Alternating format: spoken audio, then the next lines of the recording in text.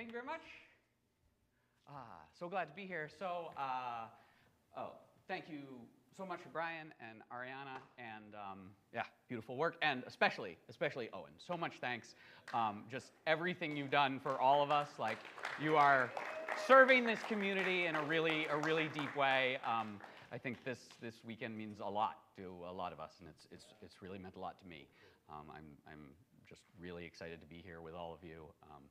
It feels extremely welcoming. I do have to diss Owen, though, because he said yesterday that I was going to solve the problem of advocacy in our field, and I am very much not going to do that. In fact, I don't even think you're probably going to come away from this with any clear talking points that you can, give to some administrator here. We are cultural workers. We are part of the infrastructure of culture, right? I am never going to be a household name. Most people in our culture are not going to ever know who I or most of the dancers I train are. Yet, the fact that we exist, the fact that we are a part of this and that we are all doing it, creates the whole network, creates the whole thing. And it wouldn't exist without all of us being a part of it and doing it and continuing it on. And so my wife's an architect, and so I thought, in a sense,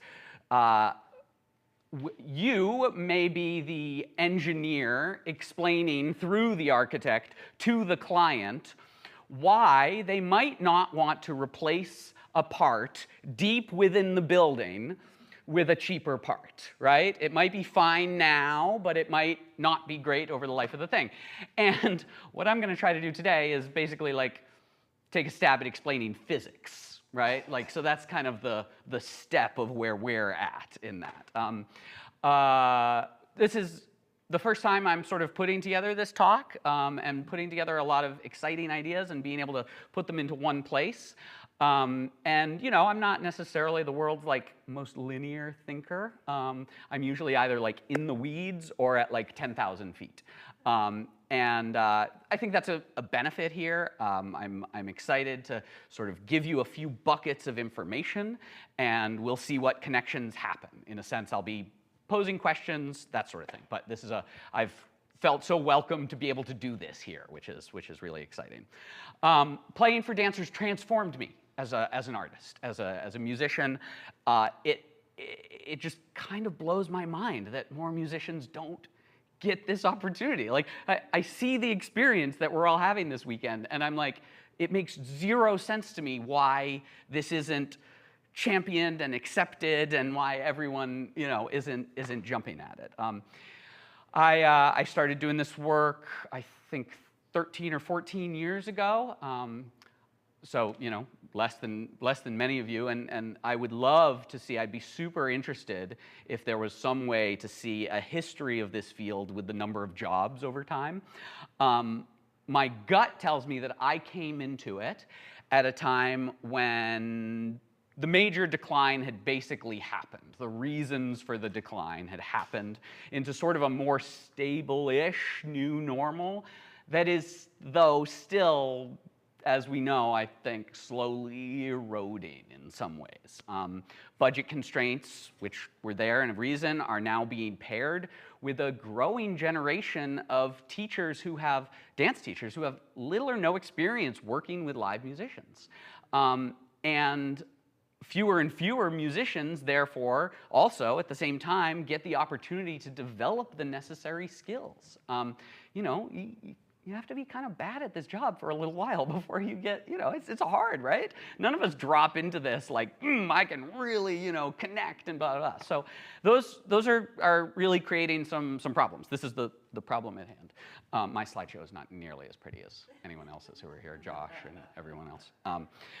So it's we're trying to explain to somebody who's never had brisket why you should take 12 hours to cook this amazing thing when they can order DoorDash and have McDonald's in 20 minutes, And just a really quick note that I think is interesting and helpful. This is kind of going to be how the whole topic is this talk is, here's an interesting note that we might find later. We don't have to explain this in the African dance community, right? We don't have to explain this problem. They view the activities, drumming, dancing, and singing, as one thing, one activity, one unit. It's largely, as far as I know, anything in this whole talk, by the way, feel free to correct me and talk. I would like to also be doing this talk continuously over the next many, many years and get it better and all of that. So here's where I'm starting. To give you some of the basis of where I'm going to be at. I think if we're talking about how humans are in the world and interact, our evolutionary history can really help explain how we best live and work with the hardware and software that we've got. And you know, we survived as a species. We are not stronger or faster than the tigers. What we do is we are super social, we are cooperative beings, and we are slightly better at making predictions. You know, we think we're really good at it, and we're not really quite as good as we think, but we are definitely slightly better. So the mind is not built for, our software is not built for understanding or happiness. It is built for survival. That is in a sense why it has developed the way it has. But what is so very interesting and confusing is that so many of those adaptations were for a very different environment, right? Normally in species, the environment and their evolutionary adaptations go at roughly the same pace. And we have managed to change our environment so drastically that it has outpaced any changes, and so our adaptations have taken on very new roles and are very different. What's kind of cool is that modern science, neuroscience, evolutionary biology, psychology, are really, I'd say, sort of catching up to and adding to the work of philosophers, artists, and particularly Buddhists, who have developed these amazing technologies, essentially, to look at the mind, to watch how our adaptations are and how they make us work in the world. You know, in a sense, you can build your own telescope to study your mind through all of those things, you know. My sort of personal take on this is that the human mind is like far more limited than we typically assume. That like if understanding all truth was like 100%, that we get to like 3%, something like that, you know? And like with our best efforts and our most incredible thinkers and beings, maybe they get to like 5%, you know? And like maybe with all our effort, and for me personally, like maybe I can get to 4%. And you would think like, that's not great. If you're investing $10, you don't really care if you get a 2% or a 3% return. But if you're investing $1 million, you care very much if you're getting a 2 or 3% return. And what we're investing is our lives. And so to me, I'm like, yeah, okay, I think it's really worth it to try and piece through this stuff and see what I can learn. In 2002, I started a project called Music, Movement, and Mindfulness. I worked with about 5 musicians and 4 dancers, and we improvise. We do an improvised performance that is guided by scores. We're improvising from scores that are based on mindfulness tasks. So I've developed a number of sort of different ways of directing your attention, or perhaps it's a design sequence of evoking ideas and emotions. I'm 100% going to use some of your work to design some scores. That's going to be exciting. And it provides a particular means of watching the workings of your mind. So I direct the musicians and dancers that I do not care how it sounds or looks. You are using these things as a tool to watch your own mind and to see what our filters do and how it enacts. And then we share those scores in the practice with the audience. So we tell them what we're about to do, and they join in with us in the interactions. It's a group practice. It can look a bit like a performance because we're all excellent musicians and dancers, and we speak the language very fluently. And so I very much see this as, so, oh yeah, in a sense, in that case, everyone is doing the task alongside us, and we are sort of demonstrators, in a sense. We are doing it in a way that can come outward, right? I may be using these tools to watch my mind, but you can sort of see how that's happening while you're doing it internally. And I very much started to see this as a form of preventative mental health work. Preventative mental health fitness, a mental health gym, if you would, you know. Preventative physical medicine, fitness, 100 years ago, if you told somebody that you were running for your health, they would think you were kind of nuts. Like, why are you doing that? And then we realized, A, it actually helps and it's good for us, and at the same time, we developed more sedentary lifestyles, and we started eating more processed foods, and we did these things that actually made that preventative stuff necessary. We sort of need it in our bodies. Again, the environmental changes have happened faster than our adaptations, and so we have to do some other adaptations to make it work. I think essentially the same thing is happening in the mental health world, right? We live in this age where our attention is economized, where like, you know, the economy of attention, where our modern world is designed to remove you from the control of your attention, which is crazy making, and we see it. We see that there are higher levels of depression and anxiety, particularly among people who are seeped in social media and this stuff. This really definitely sort of put me at this abstract end of music therapy. And so I started thinking, oh, the music therapy world, and I started looking into these things. I had always been really interested in neuroscience and had like read a lot about that. And then I'd also just over the years had a lot of conversations with my sister, who is a therapist and a social worker. She works with young kids, works in development, now works in schools with like, you know, first through fourth, sixth graders, and just loves social emotional learning, how the brain affects these states, and we've just had all these conversations. And then as I started to read some more music therapy stuff, particularly this book, Music and Mind, edited by Renee Fleming, right? And so, okay, we've got and also the head of the NIH, can't remember his name, was also a part of editing this, and they had worked closely together. And parts of that book really posited that interdisciplinary thought was really necessary for this field to grow and for music therapy and for us to be able to sort of understand and use that.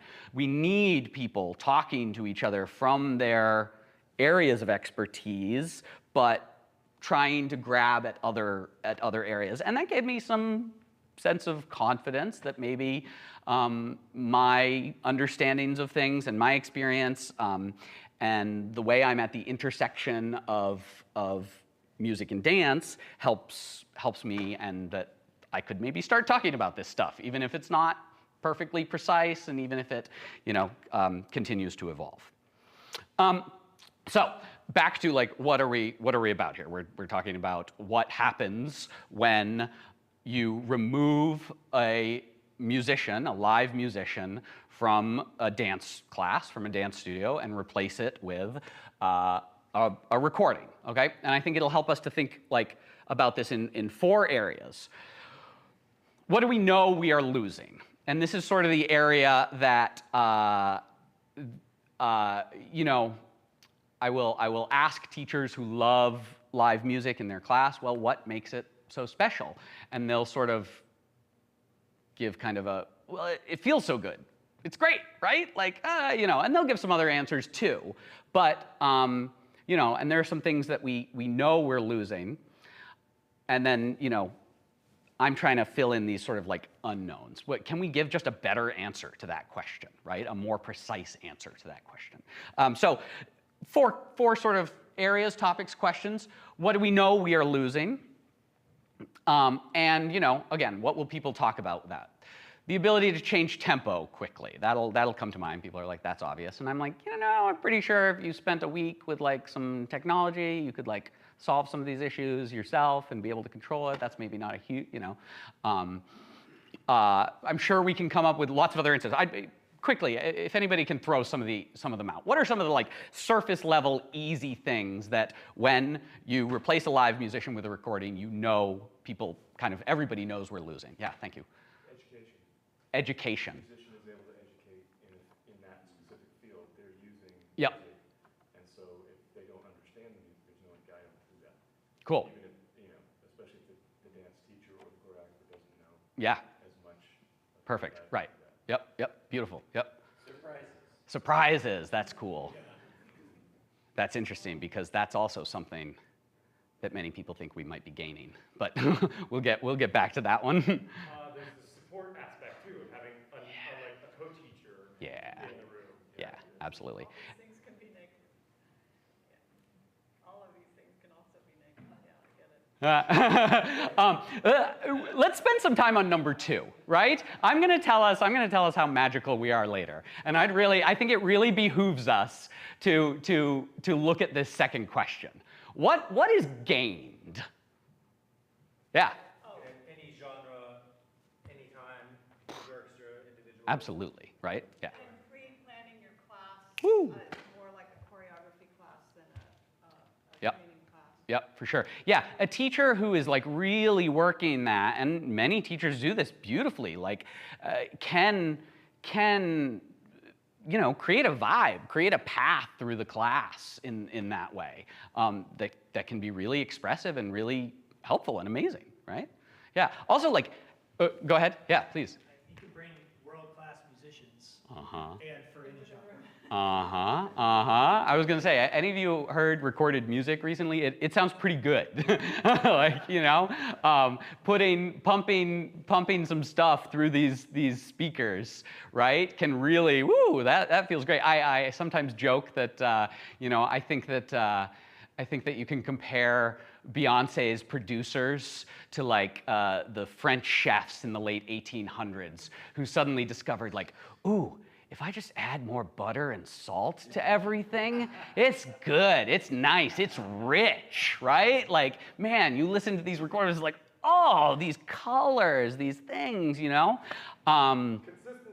Consistency. You know, I will admit, I have been late to class. I have been late to class. Yeah. And there we go. But yeah, for sure, yeah. The musicians that are in the business of recording these recordings. Oh, yeah. They gain. Yeah, for sure. Yep. Potentially, I guess. Yeah, although like, if they're getting paid through Spotify, it's not that good. The teacher is in their comfort zone with how the kind of musical support they like. Yeah, for sure. Or Great. Sometimes they actually use music to try to connect with maybe a generation they're disconnected 100%. Yeah. I mean, connecting with students where they're at is a really important process, right? Like, we're gonna talk about how like when you want to change something, you often have to come up to somebody else and then move, right? Okay, obviously you combine a little bit of one and a little bit of two, cost. You know, resources are real. We should be honest about that. We should be mindful of that. We should try to help figure out, maybe in some cases, how to, you know, if you don't have the resources, what can you do? You can increase your resources somehow. You can decrease your costs. You can increase the efficiency of your resources, or you can like reallocate those things, you know? It's an important discussion, and it's honest, and it's true. And then, you know, I think that there are some unknown losses that are happening that we're going to talk about the rest of this time. Reliability, remember that one. That's another one, right? As we said, and surprises, all that. That'll come back. I think there's a really good looking at this same thing in social media, in our interactions there. Because I think I think at this moment, we're starting to see that that number 4 is getting like a little more answered, is getting a little more, we're seeing that like, oh, there were some things that we didn't know were gonna be a problem. And now, you know, however many years in, it's like, woo, right? Just some real quick things with this, you know, what do we know? What do we know we're losing? We know there's stuff about face-to-face interactions. Gosh, how many times have you misinterpreted somebody's words in a different way? You know, we know there are gains, obviously, right? Like, man, you can get on, you can find people who share your niche interests so beautifully. It has helped so many communities and so many people who are isolated to be able to find connections in that way that would have been very difficult or impossible for them to in other ways. There is less cost, obviously. There is less risk. That is a really big thing, you know? And what we are finding is that there are these unknown losses. And I'm somewhat questioning and thinking that some of them might be the same, that some of it might simply be a real important question of like, we need bodies together, that like bodies in proximity create a lot of really good stuff for humans. Like the human race itself. Say that again? Like the human race itself. Yeah, well, yeah, for sure. You know, we are uncomfortable sitting in the gray, and the technology often gives us the illusion that we can escape uncertainty, that we can escape this uncertainty.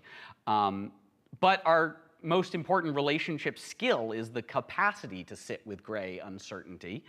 Connection is being with that gently and curiously. All right, now I go into some of these like buckets of information. And we're going to talk about, okay, we're going to talk about our senses and some interesting things about our senses that I think are just super fun and also I think really impact what is going on here. And we're going to talk about first this term called aphantasia, okay?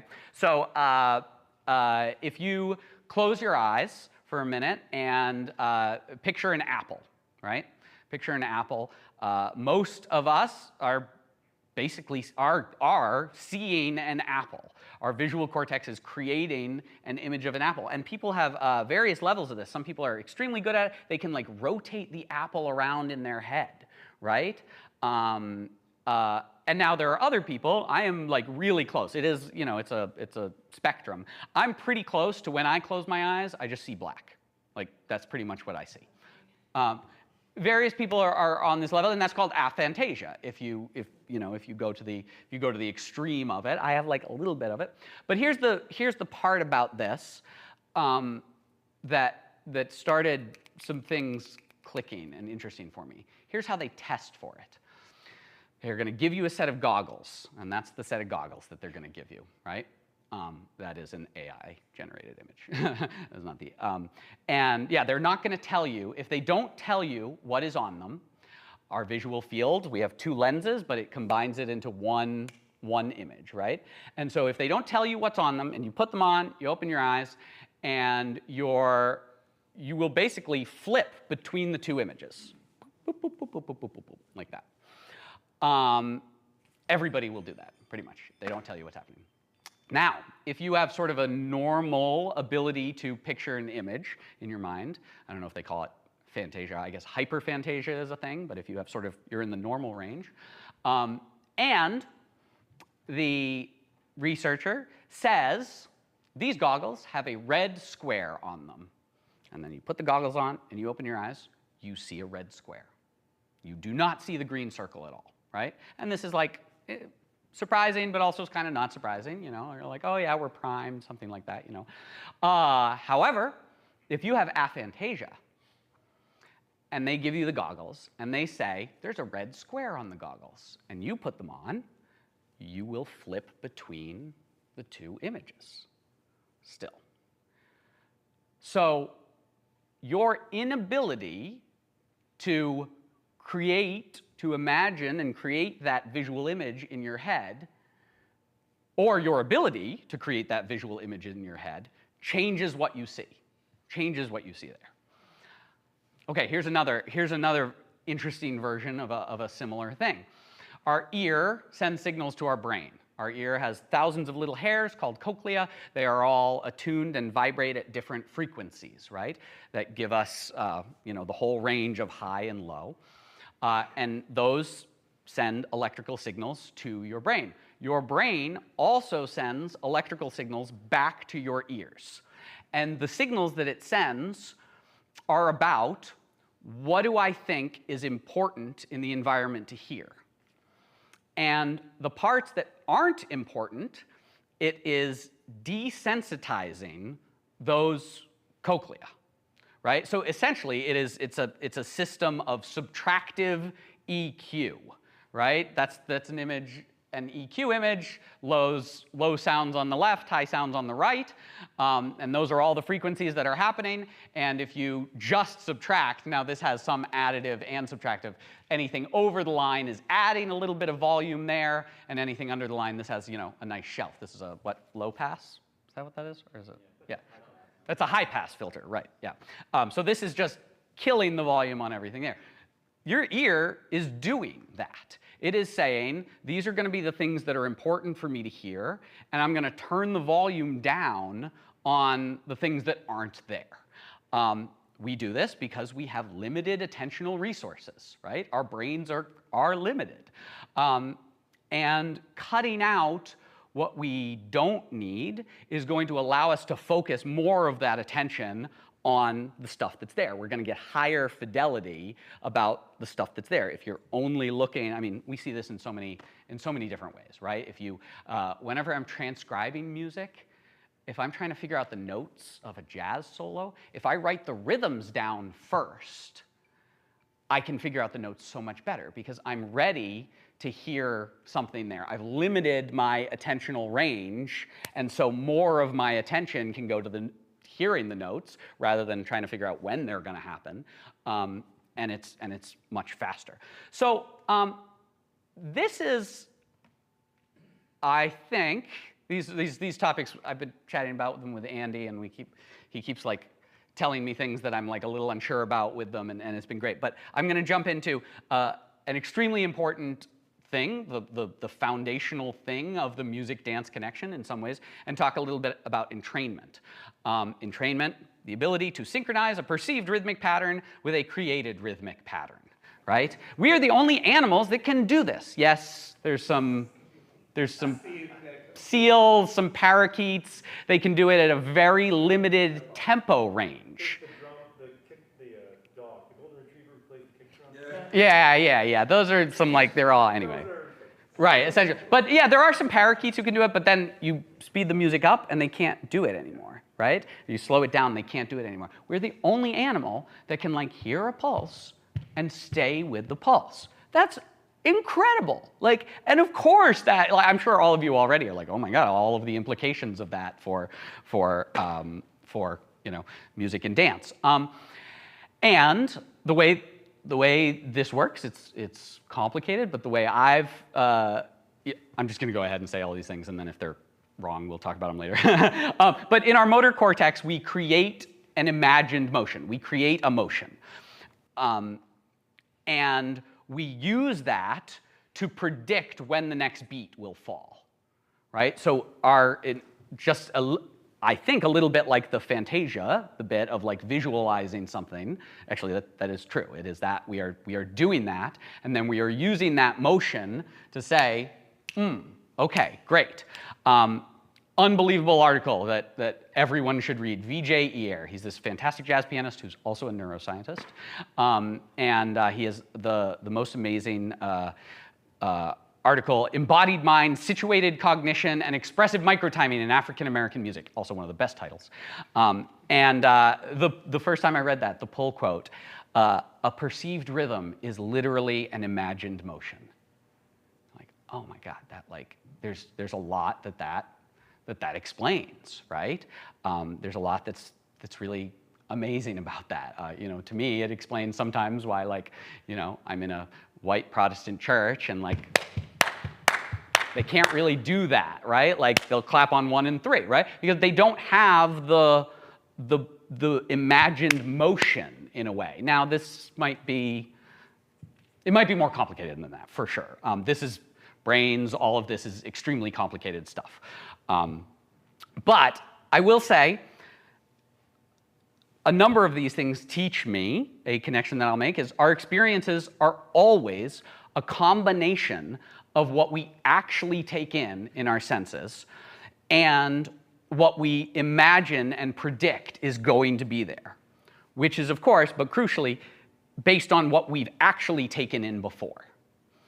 You know, it's kind of a funny quote, and people do it, but it's true, that the majority of what you see is a hallucination, right? We actually only take in certain amounts of things at a time, and our brain fills in the rest. Again, it fills in the rest based on what we've seen, but like you're not currently seeing a lot of the swaths of color.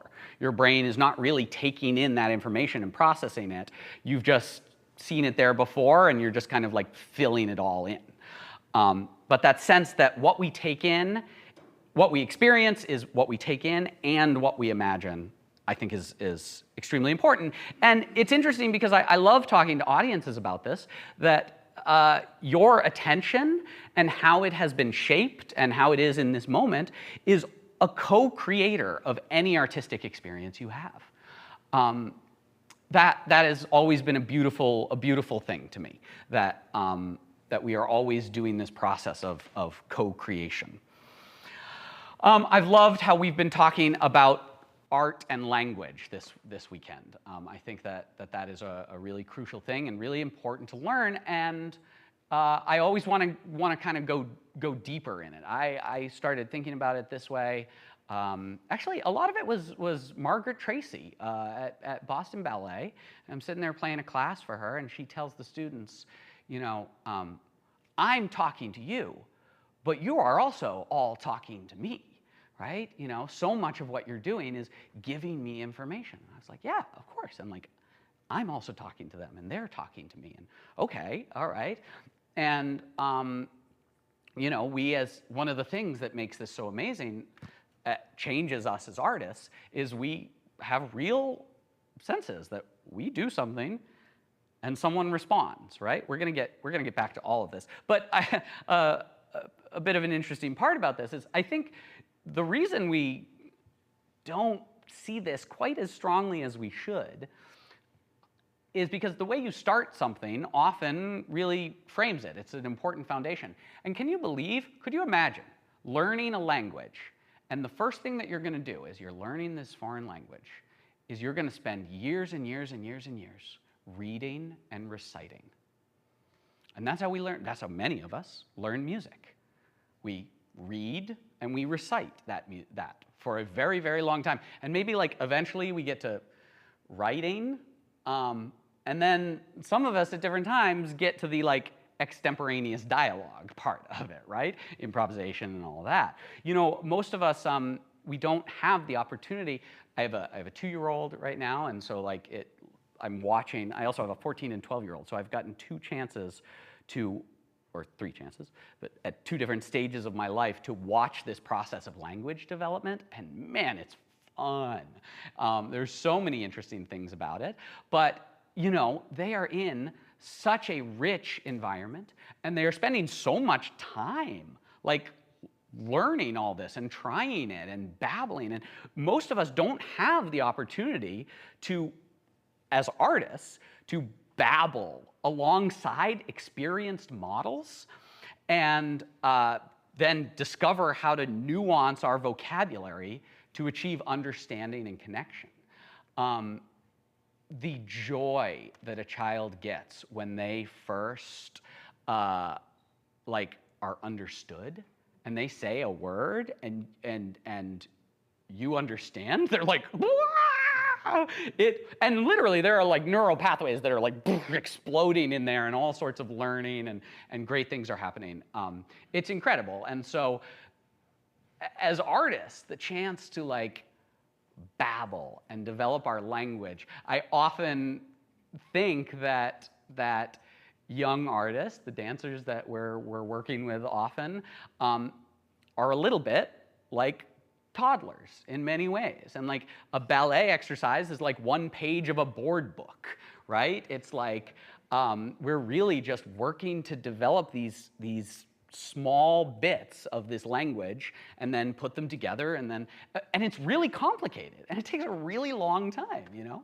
And so you can think about fluency so interestingly that way. I mean, you know, a lot of times I'll hear, I live near Eastman, right? And there's a lot of great jazz musicians in that school. And yet, like, I'm like, yeah, you're 20.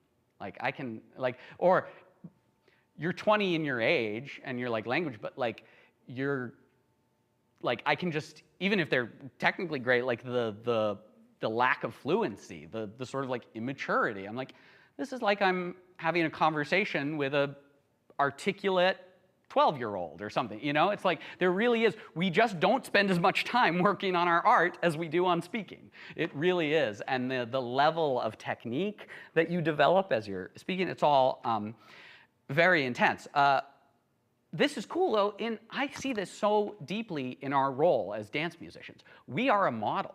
We are giving dancers a very rich artistic environment to babble in. You know, the demonstrating what they're getting from us, the babbling, it starts with basic entrainment, right? It starts with like, where's that? And then it just gets nuanced and nuanced and nuanced. The incredible detail involved in forming vowels and the consonants before we even get to words and you know, ideas. Vocabulary, any bit of vocabulary is a heuristic. It is a placeholder for a shared experience, right? In a sense, it's a signal. I give you this thing, and you're like, oh, that means this thing that I've experienced before. And what's interesting is there are signaling, that sort of signaling. I don't know if there's a much better term than that for it. That's just what I've been sort of talking about.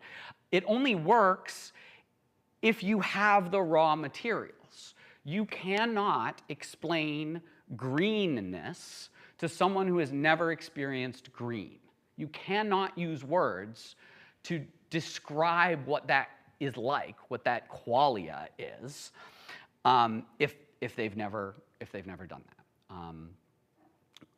Yeah, well, the way arts as a language works is very interesting to me and a great subject for us and means a lot to us as artists. I'm going to talk a little bit about emotions. That will also, next bucket here. Here are some of my favorite theories that I've read over the years about what emotions are and how they work.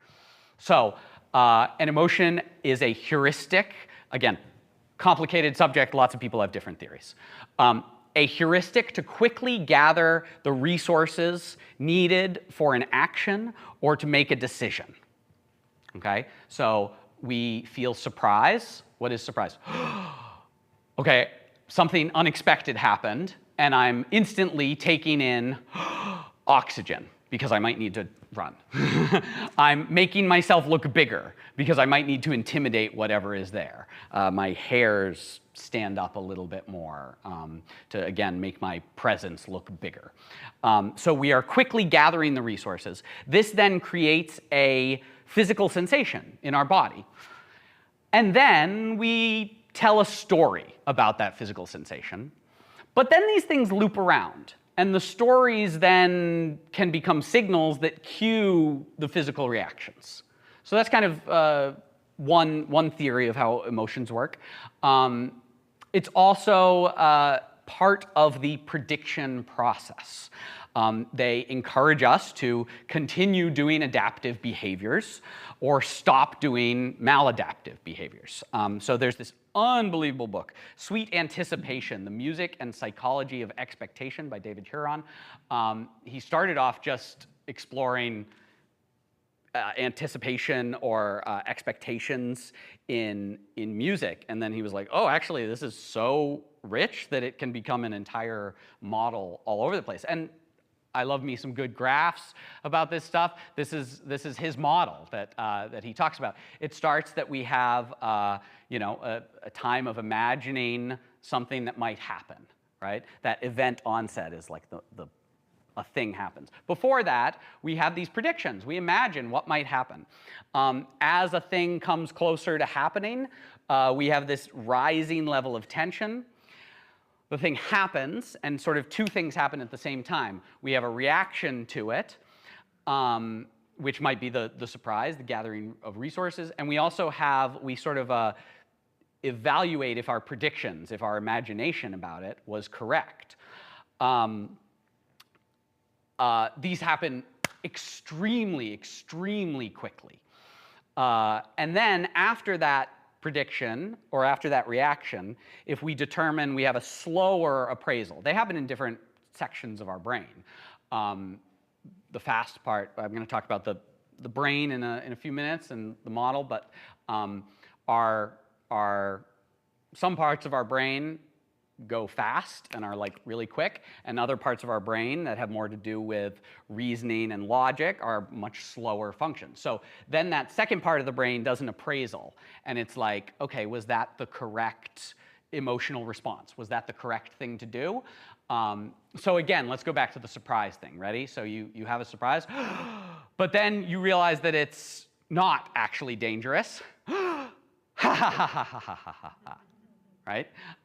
You are getting rid of the excess oxygen that you don't need. You are maybe trying to signal to someone else who is there that you're not actually dangerous. Oh, I know, I just tried to make myself intimidating, but it's okay, I'm not really. Yeah, so in many circumstances, where we evaluate that an incorrect prediction is not going to put us in danger. A correct prediction is extremely satisfying. We thought something was going to happen, and it does, and our brain makes us happy. Like, that's what happiness is. It's like, oh, you thought that was going to happen, and it did. That's what happiness is. It's not a good sentence about that. That's throw that one out. But simply like, you made a correct prediction, here's a reward, right? Like, here's a little bit of chemicals that are going to make you feel good. In many circumstances, again, where we have an incorrect prediction, some of the negative emotions are, again, also the same thing. Like, you made a prediction, it was wrong, you should feel a little bad about that, so you don't do it the next time, so you do better. But if we evaluate, if that appraisal process says this isn't going to put us in danger, that's also rewarding, because learning is happening, and that prepares us for better future predictions. We love learning. Humans love learning as much as, like, that's such a natural part of who we are. Music, of course, is a brilliant, brilliant playground for all of this stuff. It's so great. There are so many predictions that happen that come true, and there are so many that don't. And all of that, like, we get to practice all of this stuff that our human mind is like, yeah, I'm gonna survive a little bit better. This is great. Super fun. Here's another fun graph and explanation of some emotions, and how all of this is so fast that we sometimes lose track of it. If you look at this section, core state, core affect. So this is kind of that moment of the event onset, right? Where we normally are, normally is, this sense of calm and curious. An event happens, and we need to quickly gather the resources. We go to these core affects. And those generally become an emotional wave, right? The intensity of the feeling increases over some amount of time, and then it's going to go away. These can be long, they can be short. So many times we will have a moment where, for some reason, we think that that intensity of the feeling is not appropriate. Again, the surprise was part of this. Other things, these can be socially cued. Suddenly you're getting really angry, but you've learned that, like, ooh, I think this is going to go way up here. I can see the direction it's going, and I'm not sure that that's appropriate for this. Maybe it's the social community, maybe it's that. And we can do all of these other things to inhibit those emotions, to bypass via either these inhibiting effects or these defensive effects. And basically sort of like stop that emotional wave from happening. Those inhibiting effects often feel really bad. And so we'll go to these defensive effects and we'll keep sort of bopping all around this. The important part to me in our section about this is just, again, how quick these things happen. You can go through, I mean, 3-4 parts of this cycle like that. And they can become a little obscured to you. And this is, to me, the importance of some of these tools of watching your mind. The ability to slow that process down or to be able to watch it with more clarity can help you see these moments when you're like, oh, I was getting angry, and then I decided that that wasn't good, and so instead I had some worry about it, but that didn't feel good, so I made some joke about it or denied it, and then that was kind of weird, so I went back to this other, that maybe, you know, and you can really trace it. I'm going to talk about limbic resonance, but as we get to that, this is, you know, if a slightly outdated model that people don't always use, but can be still helpful.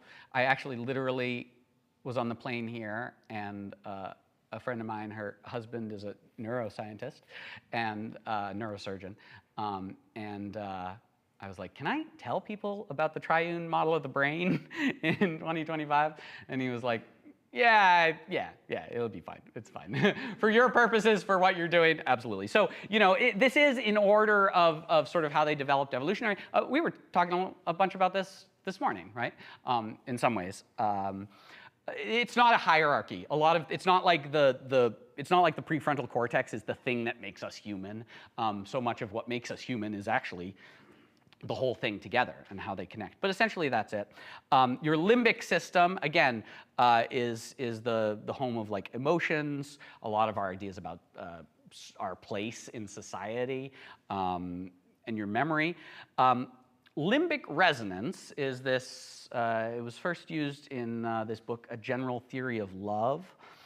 And what it is essentially is the capacity for empathy.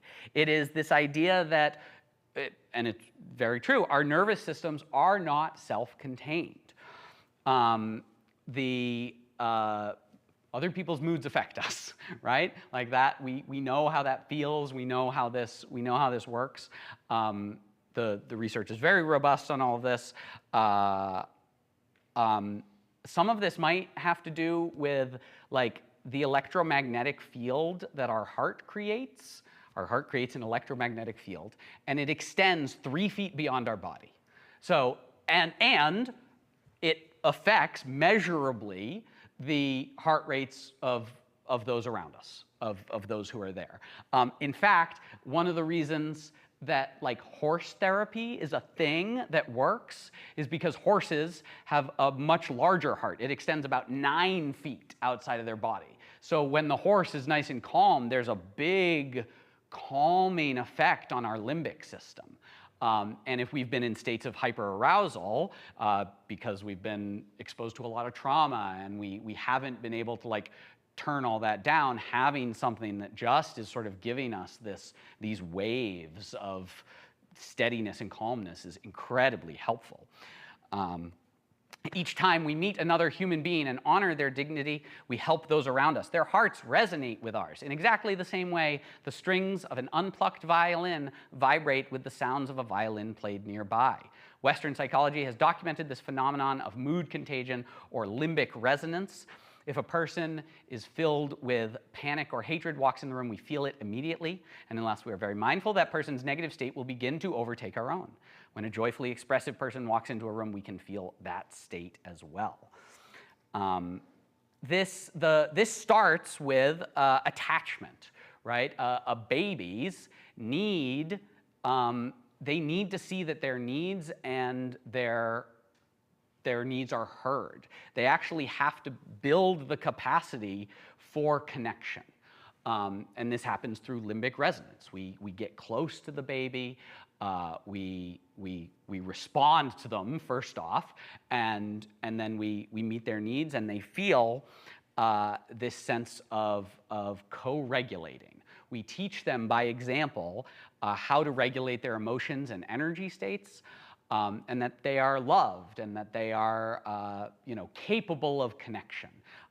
Babies who don't get that have a ton of trouble connecting with people. They lack empathy. They can't make models of other people's minds as well. This capacity for connection, I think, is very closely tied to what we do. We'll get there. Yeah, let's think about a baby, right? So if a baby is crying, you do not just stand there with the crying baby. What do? You go, oh, yeah, hey, it's okay. You are upregulating your emotions. We were chatting about, what are the two terms you were using in your?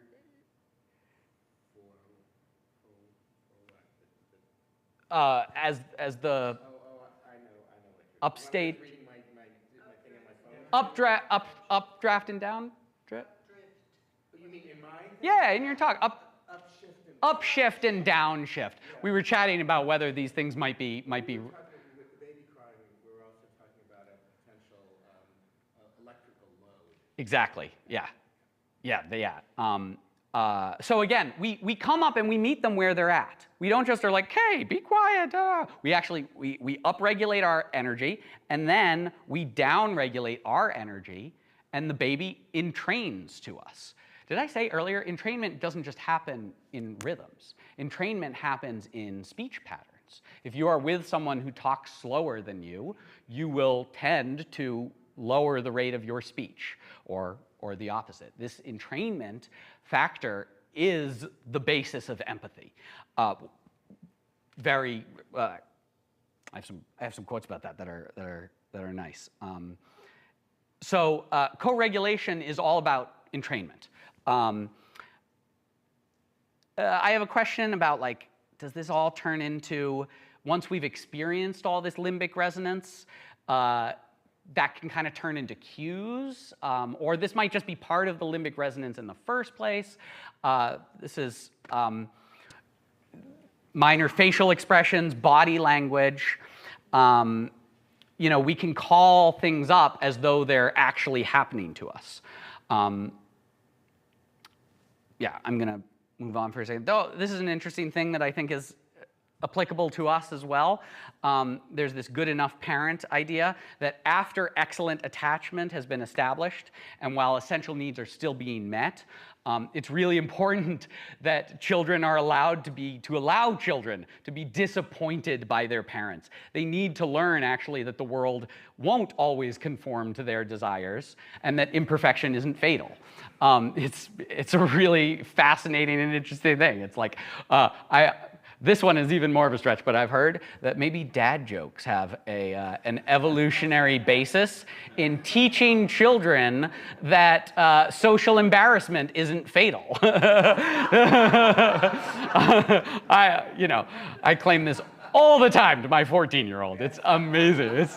It's every day for me is like, am I going to get my child to cringe today once? It really, it's wonderful.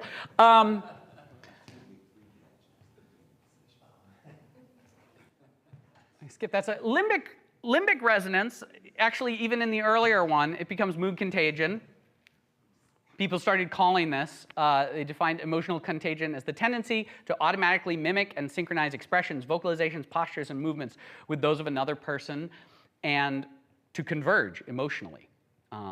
Emotional contagion. And then, for years, I've known about this Tolstoy book, What is Art?, where he, and I think it's a really beautiful definition, talks about it as emotional infectiousness.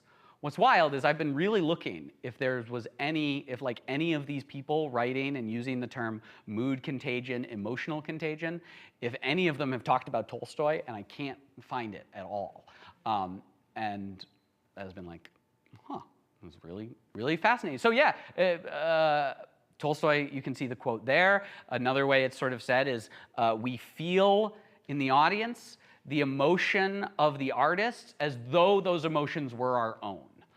And two aspects of it are that he talks about are clarity and uniqueness, right? If our if our expressions have a lot of clarity, then those people are going to clearly feel that emotion. But if they also have uniqueness, then it's this novel experience, and we're learning, and we're like, ooh, I'm feeling something in my body that, like, I have some reference for it, but it's new. You know, you can think of something like a great pop love song, right? Might be like really clear, but not necessarily so unique. Well, in that way, it can hit a large group of people, you know.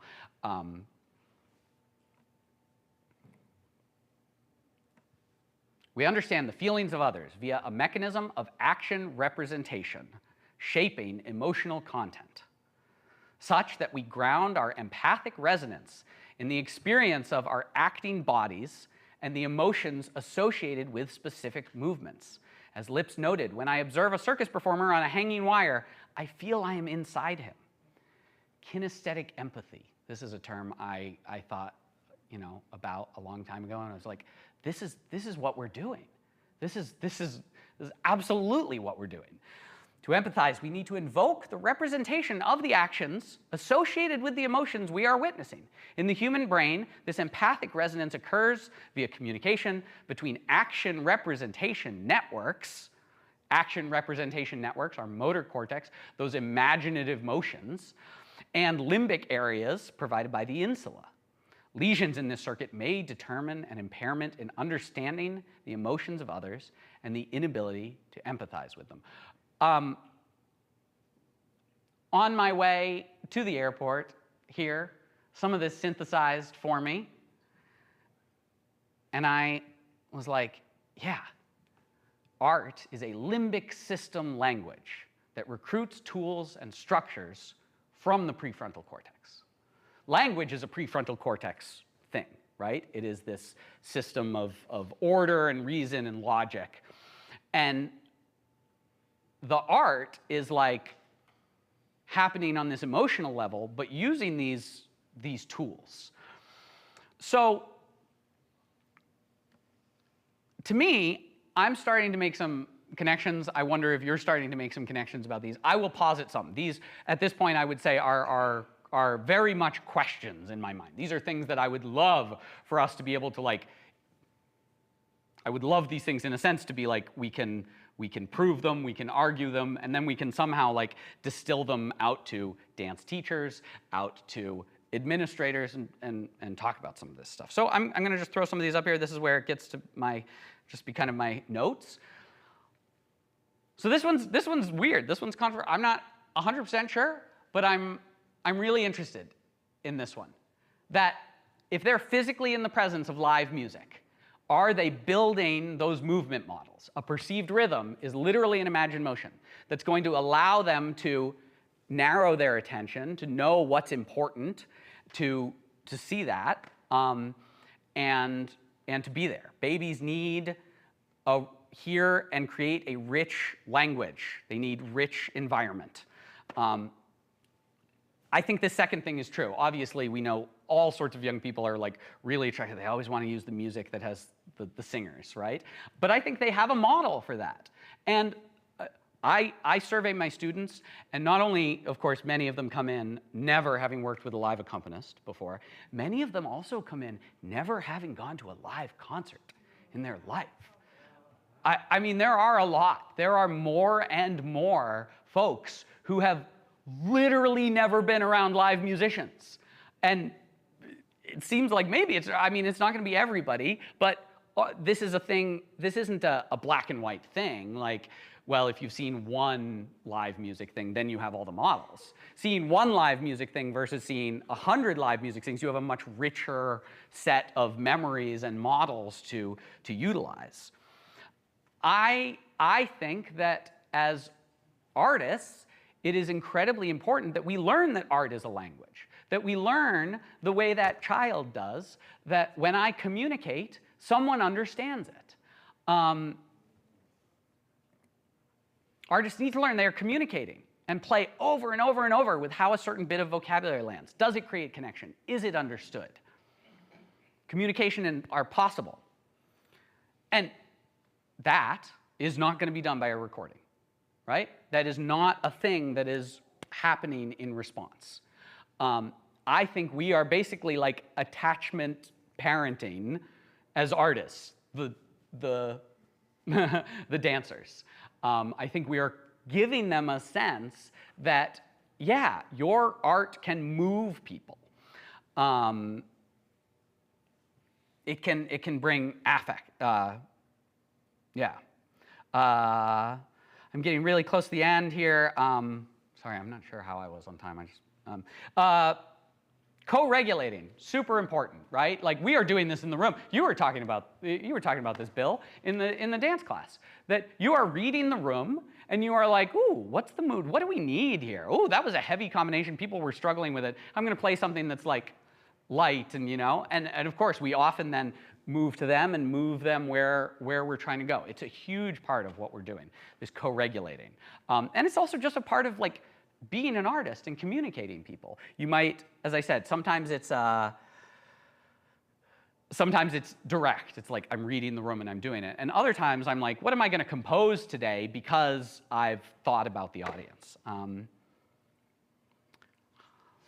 That's pretty much where I end. I have some ideas of some solutions, some things that might help us. We can talk about these more later. I think we're probably about out of time, right? And done, yeah. But I think these are, you can see some of these, and I think we'll have some time to chat about this.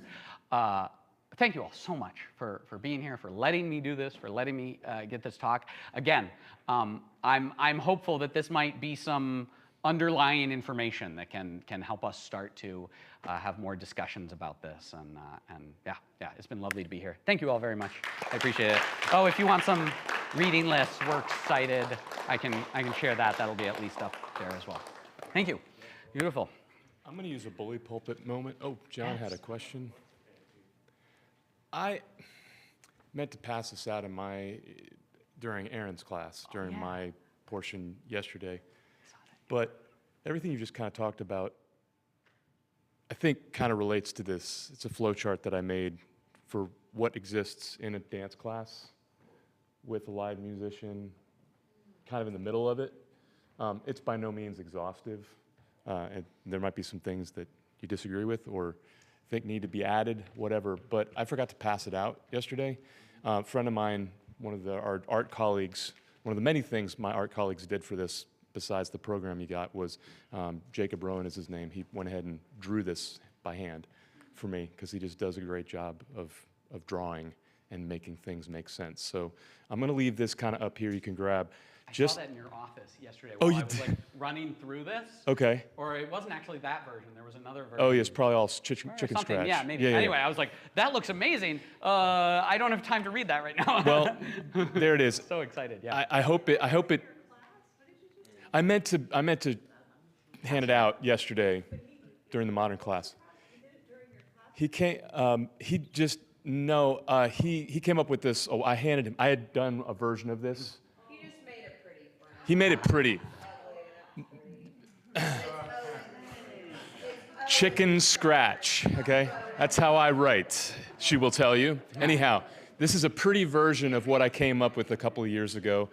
And I'd love to share it with you. I think it kind of is another way to look at some of these ideas of how do we explain what we do, or how do we like internalize, and I mean, we kind of understand it intuitively, I think, but just, I don't know, another way to look at that. So I'm going to put this here, bully pulpit moment, but I do want to hear what John has to say, and then I guess we do need to make sure we have a little time for some dinner before we come back and Oh, right, improvise. yeah, that's what's happening today. Yeah, I was going to ask or just comment about, actually, if you go back to your last slide, could a dancer accompany music rehearsals? Yeah. I'm wondering if that paradigm could be communicated to dancers in the technique class that, and talking about a baby tripping out that they're communicating, that maybe dancers could be informed that they are actually Yes. in their dancing in class communicating with the musician. It's not just us, you know, feeding, but we're being fed. And so if that were something that dancers could be made more aware of, it might, you know, increase the interest in the live music and the communication and administrators. I've been making sure in all the classes that I accompany, in the very first class, I say, I'm talking to you, you are talking to me. Keep aware. Even before we start to like figure out what is happening, because that's confusing. Just be aware. And it's an iterative process and it's experiential. It takes time. It's not just something you can be, you know, mentally aware of. You need to be mentally aware of it. Point your mind towards an experience, but you need to have the experience. Yeah. I'm just going to piggyback on that a little bit. So when I look at this talk that's got a lot in it, a lot of ideas in it, I think that the main point that you're trying to make, as I understand it, is you're trying to describe the necessity and the advantages of having a live musician in the class. So I think where you get most, where you state it most clearly, I think the African model is helpful. Every time I've had conversations with African musicians about what it's like for them to play in front of dancers, and I don't just mean, I mean Afro-pop artists as well, they stress the interactivity. Yeah. And so they stress that, you know, their playing is changed by the dancing that they 100%. see. So if you don't have that in a dance class, what the dancer loses is the understanding that they have that kind of agency and effect. So there are two halves of this. And I think you couple those and you can start to make a case that you're really disempowering the dancer if the dancer's partner is this recording that can't respond. Yeah. And I think that's really... Or there's a live human that is not responding. Don't mention that because they're off the picture right away. Don't say that. Yeah. But we also need to, you know, we also need to learn that it takes us time to learn that people are affected by our music, right? Again, we might sort of like know it, but to like start to get that in your bones that like, man, like I can say something and people get it, you know? Yeah. We gotta eat some dinner. Let's please keep talking about all of this. But just say that during the improv tonight, we can kind of be exploring all these ideas. We will be automatically, I think, in many ways. Yeah. Cool. I just want to say just one side. Yeah, please. The whole aphantasia stuff, Yeah. I think is relevant for us to be aware of as musicians and teachers. My son, my youngest son, he diagnosed himself with aphantasia in the middle of the pandemic. It's an incredibly interesting moment. And I actually started a conversation with Adam Zeman, who's the neuroscientist who named it. Yeah. He's a British neuroscientist. And the conversation that I had, you know, first it was about my son, but then I started thinking about myself as a musician. And I thought, well, you know, I don't hear a lot of stuff all that clearly. You know, I hear this clearly, but I know I don't hear that material. So I started asking Zeman what he thought about the possibility of an aural aphantasia, that there's a spectrum of information. Some people process super clearly, you know, some parts of the sound-making equation, and you know, he basically said, yeah, I think that exists, but we haven't done any work on it yet. Like, don't really know what it is. So I think you're within the ballpark, their ballpark. This is maybe 3 or 4 years ago, so it could have changed. in posing an oral aphantasia. But so when you're teaching your rhythm and sound and movement classes or your rhythmic training classes, the people who can't hear it, who can't produce rhythm, that's an actual thing. Right. The architecture, there's a spectrum of architecture. And so as teachers, we have to be able to acknowledge it, address it, feel it, and then also in terms of compassion for all of us in the music making material. Some of us hear some stuff, we know this instinctively, but it's nice to have it confirmed by science. You can give yourself a break. Your architecture really makes this aspect of the musicking process difficult. And also brain plasticity is real. well, it can change. And so, like, we can become more fluent if arts are a language as well. There is definitely, I'm pretty sure John Coltrane got more out of music than I do. Like, I'm pretty sure, like, he understood, and obviously could speak it, right? But, like, experienced it in a way that, like, again, you bring a 12-year-old into this room as we're talking about this stuff, they may understand the words, but the ideas, they don't have the same kind of fluency in the language. Just for clarity's sake, the definition of aphantasia, if you like Wikipedia, great way to define things is Wikipedia. It'll say the absence of a mind's eye. So cool. Your picturing mechanism doesn't exist. So an absence of a mind's ear, the absence of the ability to conceive, process sound information. Right, and we know that many people can only, just like with the aphantasia, where some people have hyperphantasia, they can rotate it in their mind. Hyperphantasia literally will go to the extreme end where it becomes schizophrenia because you can't understand the difference between something you are imagining that you are seeing and something that is actually there. And some of us can only hear one pitch at a time, and like other people can hear like multiple notes happening. And really actually hear it in their mind's ear. There are spectrums of this. It's a spectrum thing. You can take a test for aphantasia. There are online tests for aphantasia. You place yourself on the spectrum. It's interesting. So one thing that pops into my head, I think I should also be sorry. Yeah, no, you're cool. Mike. Thank you. One thing that we have to consider, though, I feel like the one thing we have to be cautious about is how we define rhythm. I think we're already talking about the diversity of the different ways in which people participate in rhythm. I think one of the biggest issues is also the fact, well, because even the idea of animals not having the cognitive understanding of rhythm the way that we do, I was thinking in my mind as we were looking at the person running, for example. If a cheetah sees something running, they're going to line up their attack. If they see a gazelle running, they're lining up the attack on the gazelle. They're naturally going to have a cadence that's natural to them. So to me, that's a rhythm of itself. Yeah. And they're calculating the way that rhythm corresponds to the rhythm of the prey. That's fancy. Yeah. And so the connection at the point at which they connect is the point of resolution, which is really two rhythms coming together and corresponding. Yeah.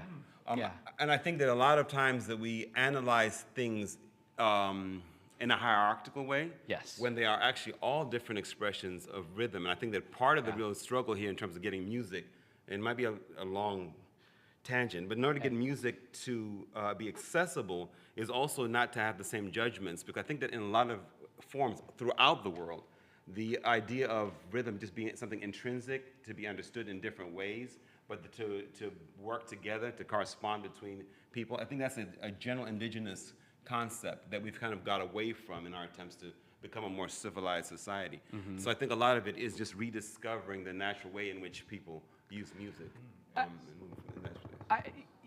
that sort of reminds me that, like, empathy, right? That's what all of this dance and music stuff comes down to, is like we are building these capacities to connect, to be with each other. So we should continue being sensitive and develop. All of that is improving our artistry. It's improving everything, just continually reaching out and saying, I don't know everything. I'm learning from you. I'm building these connections that will make all of us stronger and better. It is really 100%. I believe the basis of what we're doing as musicians and dancers is just ritually enacting this incredibly important social context. I think I skipped a slide that was about like the connection of the teacher and the musician in the room is also like teaching the dancers about the inherent social qualities of what we do, that you cannot remove the socialness. Yeah. Which also, like, academia makes all this really hard, by the way, right? Like, it is, we've divided these things, for one, in these weird ways, and we think it's about being professional and being all these things and like getting jobs, and like, it's about social interaction. It's about being together. Yeah. We should go eat. We should really, thank you all. Let's keep talking about this. I really appreciate everybody's time. And yeah.